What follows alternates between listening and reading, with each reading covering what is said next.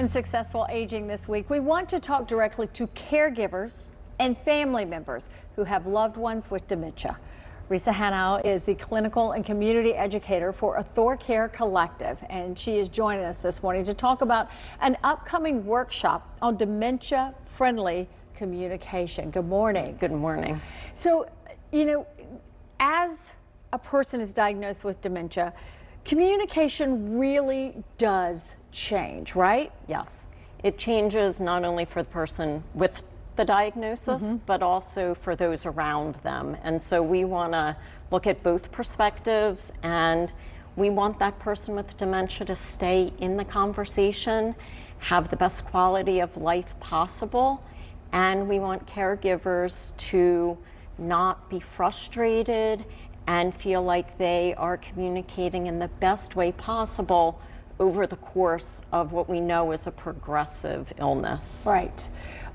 You have someone that is going to be part of the panel. You said that really a lot of us do not think about when it comes to patients with dementia, but they're very critical. Right. So we have our panelist, Sina, and she is a speech pathologist, and she is going to give us tips on communication. Things such as, let's be in front of someone, because we know it's not just the words we use, but our nonverbal communication. We want to think about giving someone a choice, but not saying, what do you want for dinner? Rather, maybe saying, do you want a hamburger or do you want a hot dog? So real-time tips that we'll be able to use that will enhance the communication for everyone who's involved. When it comes to a loved one who has dementia, sometimes it can be so frustrating.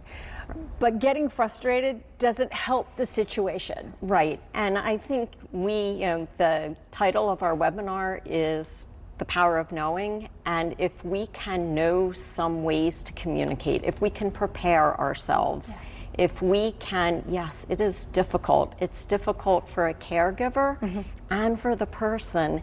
If we can find a way to communicate and not argue, not correct someone. If they're having a memory and thinking that somebody who has already passed is on their way over, being able to say, I think they're not able to join us today. How about if we go ahead and start breakfast anyway?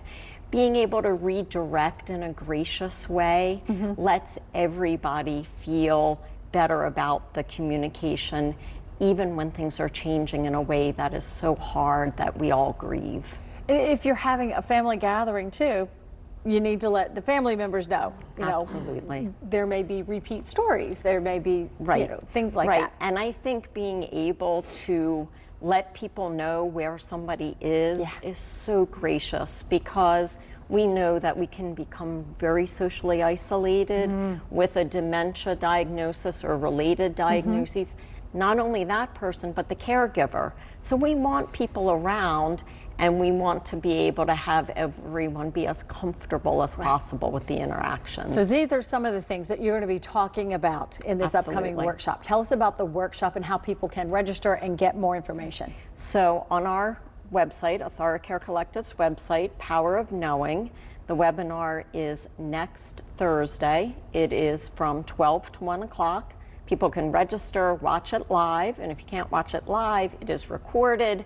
So not only you can go back and watch it, you can share it with others, and that might be a good way to begin a conversation that so many of us can benefit from. Definitely. I highly suggest taking part of this if you have someone who is facing this diagnosis. The webinar on dementia-friendly communication, connecting with confidence, compassion, and clarity is set for June 4th.